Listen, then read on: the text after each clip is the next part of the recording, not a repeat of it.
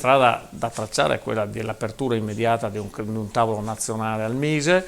Questo tavolo nazionale presente l'azienda, presente i corpi datoriali, quindi Confindustria Udine in questo caso, che faccia un ragionamento complessivo sul settore, che su quel settore si faccia una serie di interventi normativi nazionali e regionali, e su questa partita nel frattempo si tutelino i lavoratori e li si tutelino non per portarli poi alla cassa integrazione finale, al licenziamento, ma si tutelino perché l'azienda possa essere in qualche modo ricollocata sempre all'interno di un settore industriale e possa trovare poi soddisfazione attraverso una capacità di riassorbimento di tutti i dipendenti in una nuova dimensione industriale. Se non si affrontano le crisi dal punto di vista industriale, ma si affrontano solo dal punto di vista della cassa, significa già partire in partenza con l'idea che i dipendenti poi vanno a casa finito il periodo di cassa.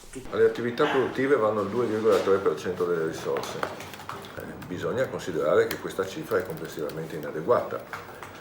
Nel suo essere inadeguata ha al suo interno degli squilibri importanti, perché se è giusto, ed è la parte su cui siamo sicuramente d'accordo, investire in maniera massiccia, crescente sul turismo, poi bisogna qualificare questi investimenti. Tutto questo va a scapito di un calo di stanziamenti in tutti gli altri settori della nostra economia.